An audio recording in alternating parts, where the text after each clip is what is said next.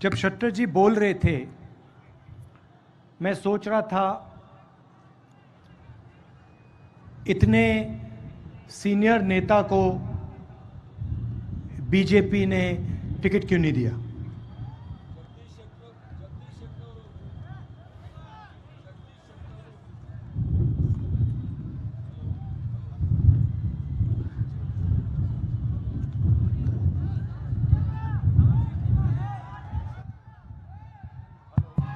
Hello hello Jagadish Shettar ಅವರು ಮಾತನಾಡುವಾಗ ಹೇಳ್ತಾ ಇದ್ರು, ಅವ್ರು ಮಾತಾಡೋ ಸಂದರ್ಭದಲ್ಲಿ ಮಾತಾಡುವಾಗ ನನಗೆ ಅನಿಸ್ತು ಇಷ್ಟೊಂದು ಭಾರತೀಯ ಜನತಾ ಪಾರ್ಟಿಯಲ್ಲಿ ಇಷ್ಟೊಂದು ದೊಡ್ಡ ಹಿರಿಯ ನಾಯಕರಿಗೆ ಯಾವ ಸ್ಥಿತಿ ಬಂದಿದೆ ಅಂತ ಹೇಳಿ. उन्होंने कहा कि उनकी एज तो नहीं है। ಅವ್ರು ಹೇಳಿದ್ರು ಅವ್ರಿಗೆ ವಯಸ್ಸಿಲ್ಲ ಅಂತ ಹೇಳಿ. उन्होंने कहा कि कर्नाटक में बीजेपी को उन्होंने खड़ा किया।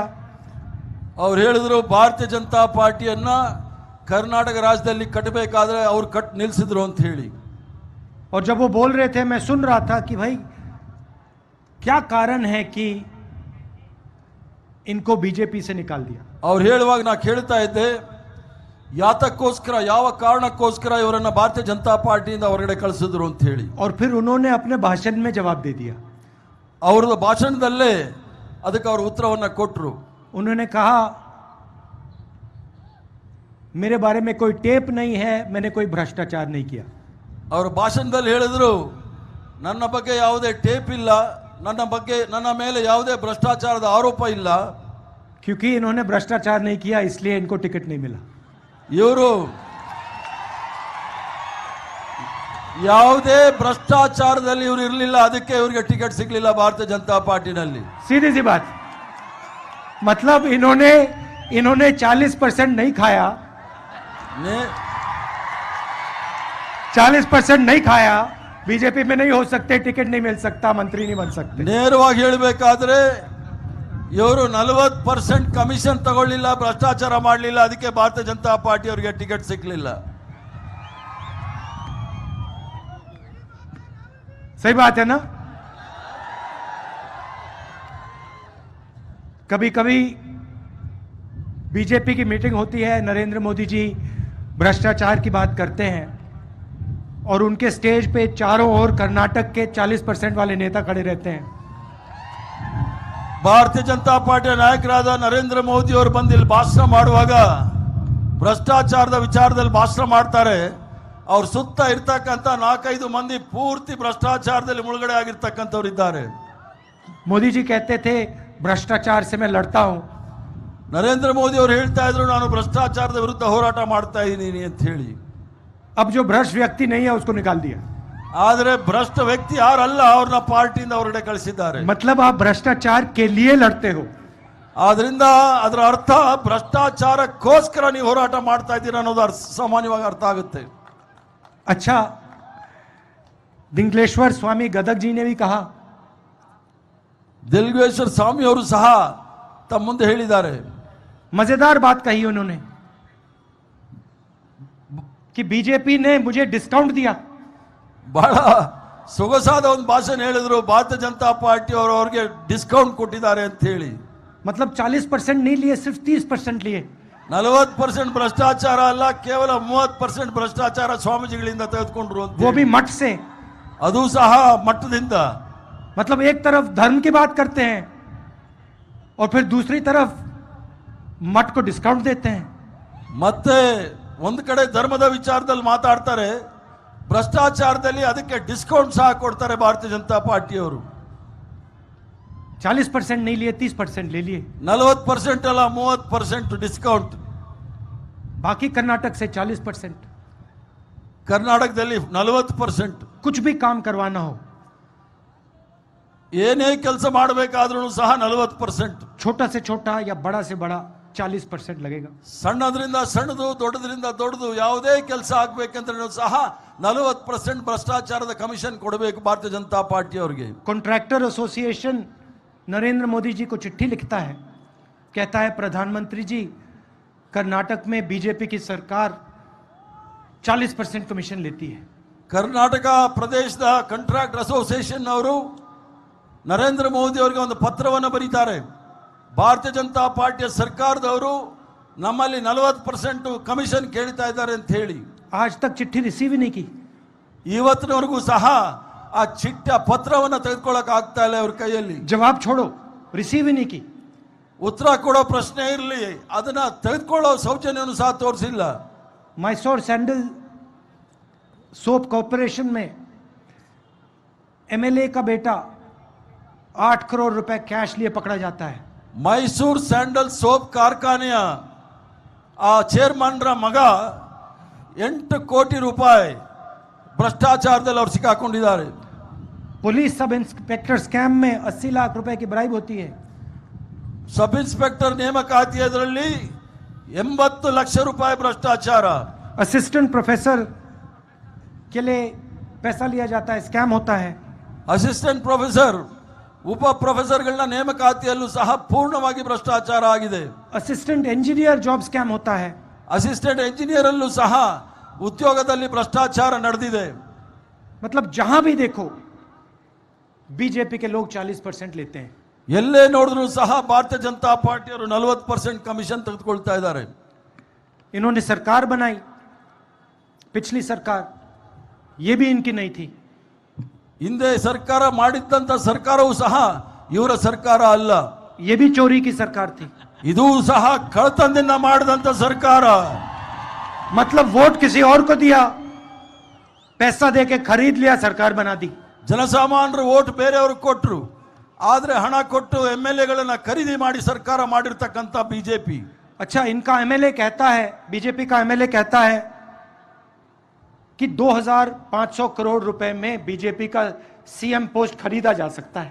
ಇವರ ಹಿರಿಯ ನಾಯಕ, ಭಾರತೀಯ ಜನತಾ ಪಾರ್ಟಿಯ ಹಿರಿಯ ನಾಯಕ ಹೇಳ್ತಾರೆ, ಭಾರತೀಯ ಜನತಾ ಪಾರ್ಟಿಯಲ್ಲಿ ಮುಖ್ಯಮಂತ್ರಿ ಆಗಬೇಕಂದ್ರೆ 2,500 ಕೋಟಿನಲ್ಲಿ ಖರೀದಿ ಮಾಡಬಹುದು.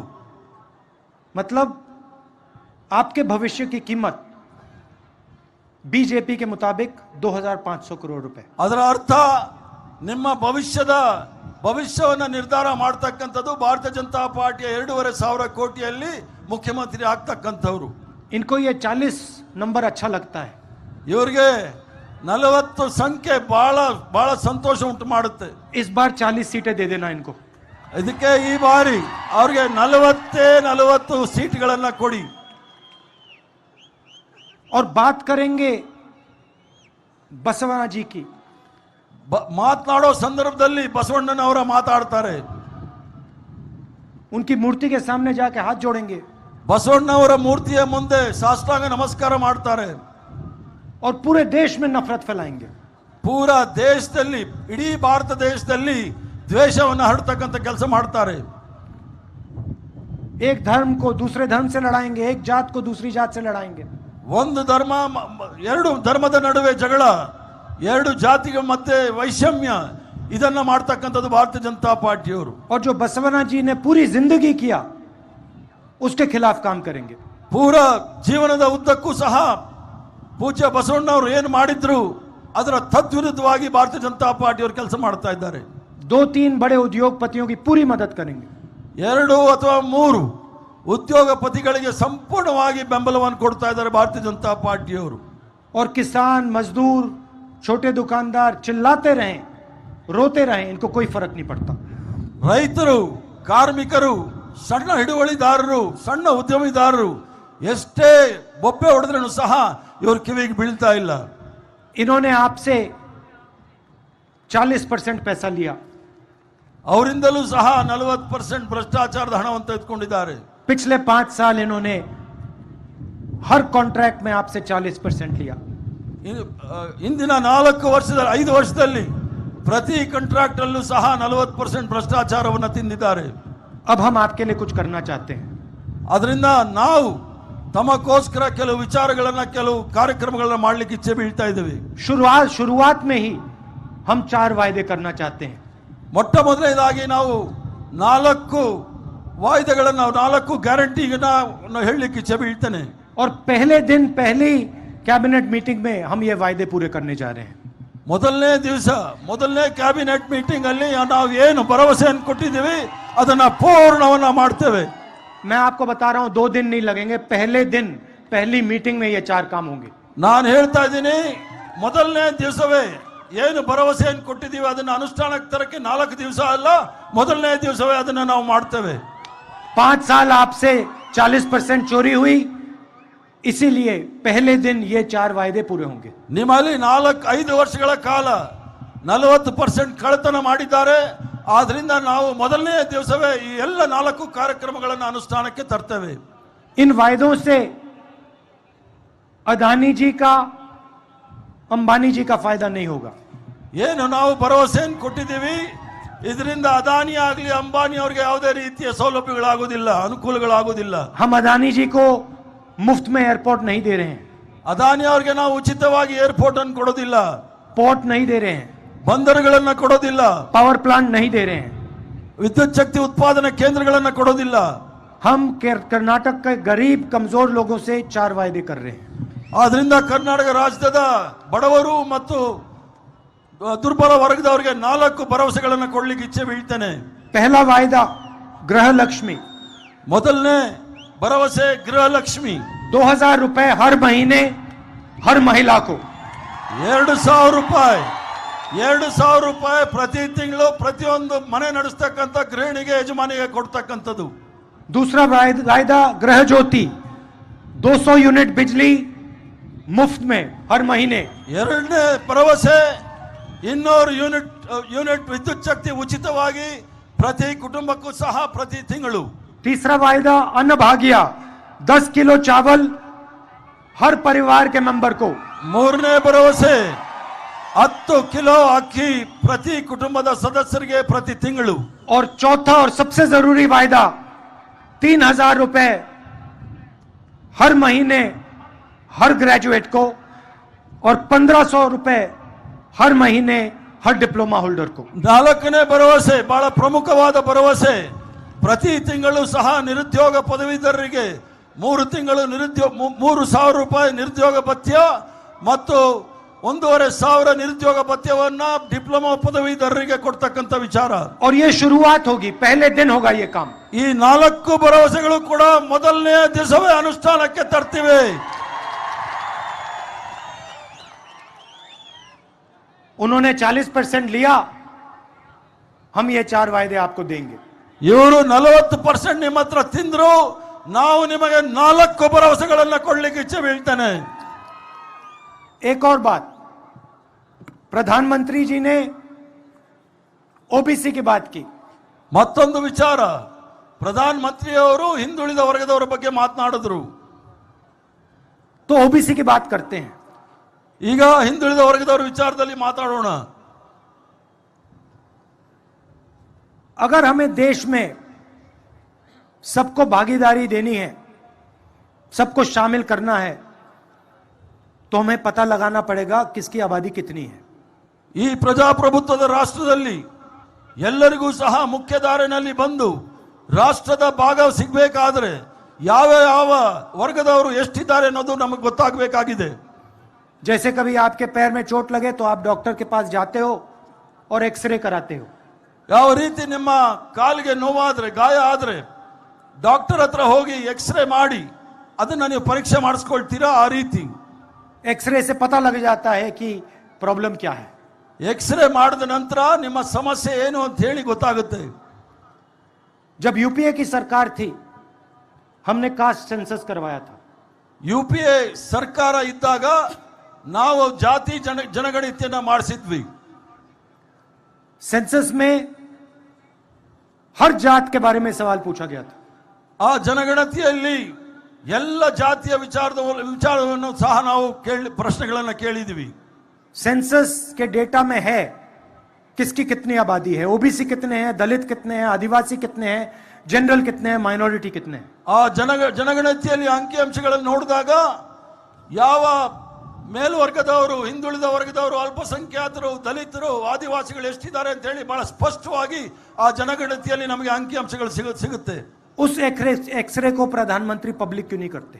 ಆ ಒಂದು ಎಕ್ಸ್ರೇ ಅಂತ ನಾವೇನ್ ಹೇಳ್ತೀವಿ ಅದನ್ನ ಯಾಕೆ ಸಾರ್ವಜನಿಕರವಾಗಿ ಬಹಿರಂಗಗೊಳಿಸ್ತಾ ಇಲ್ಲ ಪ್ರಧಾನಮಂತ್ರಿ? हिंदुस्तान की जात की सच्चाई देश को क्यों नहीं बताते? ಈ ದೇಶದ ಜಾತಿ ವ್ಯವಸ್ಥೆಯ ಸತ್ಯವನ್ನ ಯಾಕೆ ಈ ದೇಶದ ಜನಗಳಿಗೆ ಅವರು ಹೇಳ್ತಾ ಇಲ್ಲ, ಬಹಿರಂಗ ಮಾಡ್ತಾ ಇಲ್ಲ? क्योंकि वो सचमुच में ओबीसी की मदद नहीं करना चाहते। ಯಾಕೆ ಅಂತ ಹೇಳಿದ್ರೆ ನಿಜಕ್ಕೂ ಸಹ ನರೇಂದ್ರ ಮೋದಿ ಅವರು ಹಿಂದುಳಿದ ವರ್ಗದವರಿಗೆ ಸಹಾಯ ಮಾಡೋ ಇಚ್ಛೆ ಇಲ್ಲ, ಅದಕ್ಕೋಸ್ಕರ ಅದನ್ನ ಬಹಿರಂಗ ಮಾಡ್ತಾ ಇಲ್ಲ। मैं आपको छोटा सा उदाहरण देता हूं। ಸಣ್ಣ ಉದಾಹರಣೆಯನ್ನು ಕೊಡ್ಲಿಕ್ಕೆ ಇಚ್ಛೆ ಬೀಳ್ತೇನೆ। आज हिंदुस्तान की सरकार को सेक्रेटरीज चलाते हैं। ಇವತ್ತು ಸಣ್ಣ ಉದಾಹರಣೆ ಏನು ಅಂತ ಹೇಳಿದ್ರೆ ಈ ದೇಶವನ್ನ ಸರ್ಕಾರವನ್ನ ನಡೆಸತಕ್ಕಂಥದ್ದು ಕೇಂದ್ರದಲ್ಲಿ ಇರ್ತಕ್ಕಂಥ ಆಡಳಿತ ಕ್ಷೇತ್ರದಲ್ಲಿ ಇರ್ತಕ್ಕಂಥ ಸಚಿವರು। देश का पैसा, सरकार का पैसा, सरकार का बजट सेक्रेटरीज डिसाइड करते हैं। ಈ ದೇಶದ ಹಣ, ಈ ದೇಶದ ಕಾರ್ಯಕ್ರಮ ಅದನ್ನ ಸರ್ಕಾರದ ಸಚಿವರು ಅದನ್ನ ನಿರ್ಧಾರ ಮಾಡ್ತಾರೆ। उन सेक्रेटरीज में से सिर्फ 7% ओबीसी, एससी और एसटी से आते हैं। ಆ ಸೆಕ್ರೆಟರಿಗಳು ಯಾರು ನಮ್ಮ ಭವಿಷ್ಯವನ್ನ ನಿರ್ಧಾರ ಮಾಡ್ತಾರೆ ಅಲ್ಲಿ ನೋಡಿದಾಗ ಕೇವಲ 7% ಮಾತ್ರ, 7% ಮಾತ್ರ ಎಸ್ಸಿ, ಎಸ್ಟಿ, ಓಬಿಸಿಗಳಿದ್ದಾರೆ। क्या ओबीसी, एसटी और एससी की आबादी सिर्फ 7% है देश में? ತಾವೇ ಯೋಚನೆ ಮಾಡಬೇಕು, ಈ ದೇಶದಲ್ಲಿ ಎಸ್ಸಿ, ಎಸ್ಟಿ, ಹಿಂದುಳಿದ ವರ್ಗದವರ ಜನಸಂಖ್ಯೆ ಕೇವಲ 7% ಮಾತ್ರನಾ ಅಂತ ಹೇಳಿ। देश को पता लगना चाहिए कि इस देश में ओबीसी कितने हैं, दलित कितने हैं, आदिवासी कितने हैं, जनरल कितने हैं। ಈ ದೇಶದ ಮಹಾಜನತೆಗೆ ಗೊತ್ತಾಗಬೇಕು ಈ ದೇಶದಲ್ಲಿ ಹಿಂದುಳಿದವರು ಎಷ್ಟು ಜನ ಇದ್ದಾರೆ, ಎಸ್ಸಿಗಳು ಎಷ್ಟು ಜನ ಇದ್ದಾರೆ, ಎಸ್ಟಿಗಳು ಎಷ್ಟು ಜನ ಇದ್ದಾರೆ ಮತ್ತು ಸಾಮಾನ್ಯ ವರ್ಗದವರು ಎಷ್ಟು ಜನ ಇದ್ದಾರೆ ಅಂತ ಹೇಳಿ ಬಹಳ ಸ್ಪಷ್ಟವಾಗಿ ಗೊತ್ತಾಗಬೇಕು। नरेंद्र मोदी जी को एकदम कास्ट सेंसस का डेटा रिलीज कर देना चाहिए। ನರೇಂದ್ರ ಮೋದಿ ಅವರು ತಕ್ಷಣವೇ ಜನಗಣತಿಯ ಎಲ್ಲ ವಿಚಾರವನ್ನು ಸಹ ಬಹಿರಂಗ ಮಾಡಬೇಕು। दूसरी बात, जो रिजर्वेशन पे 50% का लिमिट रखा हुआ है, इसको एकदम हटा देना चाहिए। ಮತ್ತೊಂದು ವಿಚಾರ, ಮೀಸಲಾತಿಯನ್ನ 50%ಗೆ ನಿಲ್ಲಿಸಿರ್ತಕ್ಕಂಥದ್ದು ಅದನ್ನ ತಕ್ಷಣವೇ ಅದನ್ನ ಮಿತಿಯನ್ನ ತೆಗೆದುಹಾಕಬೇಕು। अगर नरेंद्र मोदी सचमुच में ओबीसी की बात करना चाहते हैं, सचमुच में ओबीसी को भागीदारी देना चाहते हैं, सचमुच में ओबीसी का भविष्य बनाना चाहते हैं, तो ये 2 कदम उठा लें।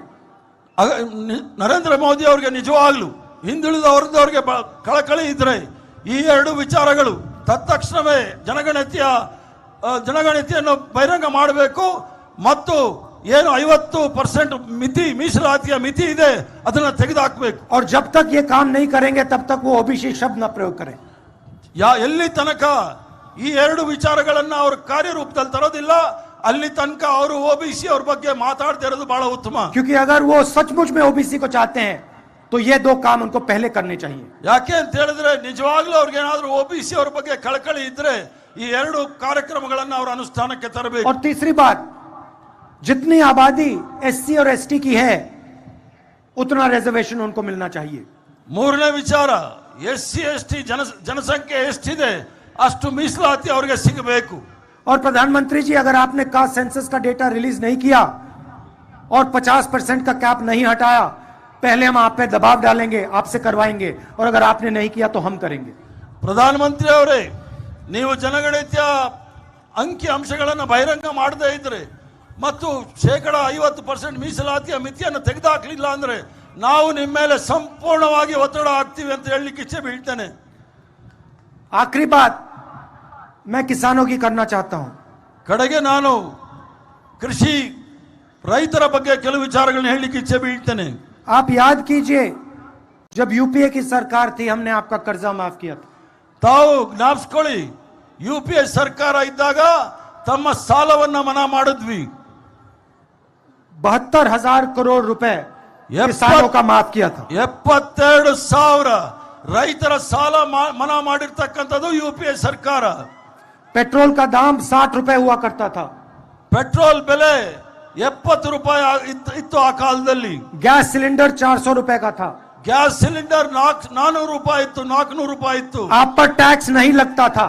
ಅದರ ಮೇಲೆ ಟ್ಯಾಕ್ಸ್ ಹಾಕ್ತಾ ಇರಲಿಲ್ಲ, ನಿಮ್ಮ ಮೇಲೆ ಟ್ಯಾಕ್ಸ್ ಹಾಕ್ತಾ ಇರಲಿಲ್ಲ। हम फर्टिलाइजर सब्सिडी देते थे। ನಾವು ಫರ್ಟಿಲೈಸರ್ ಗೆ ಸಬ್ಸಿಡಿ ಕೊಡ್ತಾ ಇದ್ವಿ। आज आप पे ऊपर जीएसटी लगता है। ಆ ವಿಚಾರದಲ್ಲಿ ಜಿಎಸ್ಟಿ ನಿಮ್ಮ ಮೇಲೆ ಏರ್ತಾ ಇದ್ದಾರೆ। 100 रुपए का पेट्रोल हो गया, 100 ರೂಪಾಯಿ ಪೆಟ್ರೋಲ್, 1000 रुपए का सिलेंडर हो गया, 1,000 ರೂಪಾಯಿ ಸಿಲಿಂಡರ್।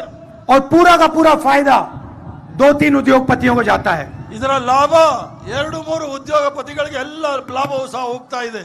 शुगर केन के किसानों को सही दाम नहीं मिलता. ಕಬ್ಬಿನ ಬೆಳೆಗೆ ಸರಿಯಾದ ಬೆಲೆ ಸಿಗ್ತಾ ಇಲ್ಲ ರೈತರಿಗೆ. आज मैंने किसानों से बात की ಇವತ್ತು ನಾನು ರೈತರ ಜೊತೆಗೂ ಮಾತಾಡಿದೆ और उनको आश्वासन दिया कि हम उनको सही दाम दिलवाएंगे शुगर केन के लिए. ಅವ್ರಿಗೆ ನಾನು ಭರವಸೆ ಕೊಟ್ಟಿದ್ದೀನಿ, ಕಬ್ಬಿನ ಬೆಳೆಗೆ ಸರಿಯಾದ ಬೆಲೆಯನ್ನು ನಾನು ಕೊಡಿಸ್ತೀನಿ ಅಂತ ಹೇಳಿ. एग्रो इंडस्ट्री को प्रमोट करेंगे. ಅದಲ್ಲದೆ ಕೃಷಿ ಉದ್ಯೋಗಕ್ಕೂ ಸಹ ನಾವು ಹೆಚ್ಚಿನ ಆದ್ಯತೆಯನ್ನು ಕೊಡ್ತೇವೆ. सीएम ने मैंगो पल्प यूनिट की बात की थी, कुछ किया नहीं. ಮುಖ್ಯಮಂತ್ರಿಗಳು ಮಾವಿನ ಹಣ್ಣಿನ ಕಾರ್ಖಾನೆ ಮಾವಿನ ಹಣ್ಣಿನ ಪಲ್ಪ್ನ ಕಾರ್ಖಾನೆ ಮಾಡ್ತೀವಿ ಅಂತ ಹೇಳಿದ್ರೆ ಅದ್ರ ಬಗ್ಗೆ ಏನು ಮಾಡಲಿಲ್ಲ. हम ये काम करके दिखाएंगे. ಆ ಕೆಲಸವನ್ನು ನಾವು ಮಾಡಿ ತೋರಿಸ್ತೇವೆ. आखिरी बात, जब नरेंद्र मोदी प्रधानमंत्री बने थे उन्होंने कहा था 2 करोड़ युवाओं को हर साल रोजगार दूंगा. ಕಡೆಗೆ ಹೇಳಬೇಕಾದ್ರೆ ನರೇಂದ್ರ ಮೋದಿ ಅವರು ಪ್ರಧಾನಮಂತ್ರಿ ಆದಾಗ ಪ್ರತಿ ವರ್ಷ 2 ಕೋಟಿ ಉದ್ಯೋಗಗಳನ್ನ ನಮ್ಮ ಯುವಕರಿಗೆ ಕೊಡ್ತೀನಿ ಅಂತ ಹೇಳಿ ಭರವಸೆ ಕೊಟ್ಟಿದ್ರು. 40 साल में सबसे ज्यादा बेरोजगारी हिंदुस्तान में आज है.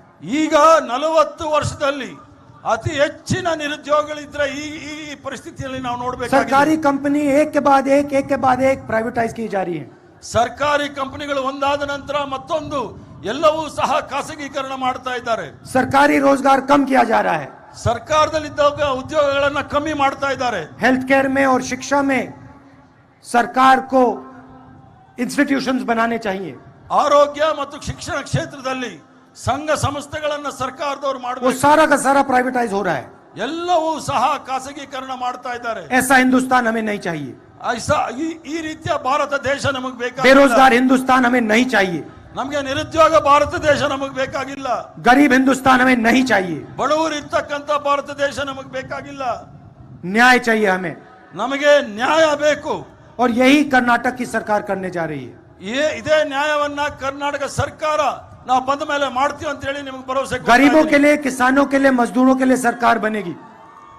ನಾವು ಸರ್ಕಾರ ಮಾಡುವಾಗ ಅದು ಬಡವರಿಗೆ, ರೈತರಿಗೆ ಮತ್ತು ಕಾರ್ಮಿಕರಿಗೆ ಸರ್ಕಾರ ಮಾಡ್ತೇವೆ. और इन्होंने जो 40% भ्रष्टाचार किया है उसको हम भूलेंगे नहीं. ಇದು 40% ಭ್ರಷ್ಟಾಚಾರ ಏನ್ ಮಾಡಿದ್ದಾರೆ ಅದನ್ನ ನಾವು ಯಾವತ್ತೂ ಸಹ ಮರೆಯೋದಿಲ್ಲ. आप सब आए, दूर दूर से मेरी बात सुनने आए, इसके लिए मैं आपको दिल से धन्यवाद करता हूं. ದೂರದಿಂದ ಬಂದಿದ್ದೀರಿ, ನಾನು ಮನಪೂರ್ವಕವಾಗಿ ನಿಮ್ಗೆಲ್ರಿಗೂ ಸಹ ಧನ್ಯವಾದ ಹೇಳಲಿಕ್ಕೆ ಇಚ್ಛೆ ಬೀಳ್ತೇನೆ. कांग्रेस पार्टी को कम से कम 150 सीटें देनी है. ಕಾಂಗ್ರೆಸ್ ಪಕ್ಷಕ್ಕೆ ಕನಿಷ್ಠ 150 ಸೀಟ್ಗಳನ್ನ ತಾವು ಕೊಡಬೇಕು. नहीं तो फिर से ये आपसे जो इन्होंने पैसा चोरी किया है उससे ये सरकार को खरीदने की कोशिश करेंगे. ನೀವು 150 ಸೀಟ್ಗಳನ್ನ ಕೊಡ್ಲಿಲ್ಲ ಅಂದ್ರೆ ಏನು 40% ಭ್ರಷ್ಟಾಚಾರದಲ್ಲಿ ಹಣ ಮಾಡಿದ್ದಾರೆ, MLAಗಳನ್ನ ಕದಿಲಿಕ್ಕೆ ಶುರು ಮಾಡ್ತಾರೆ ಇವರು. और इनको 40 सीट से ज्यादा मत दे देना. ಇವರಿಗೆ 40 ಸೀಟ್ಗಳನ್ನ ಜಾಸ್ತಿ ಅವರಿಗೆ ಕೊಡಬೇಡಿ. आप सबका बहुत बहुत धन्यवाद. नमस्कार. ನಮ್ಗೆಲ್ರಿಗೂ ಸಹ ಧನ್ಯವಾದ, ನಮಸ್ಕಾರ.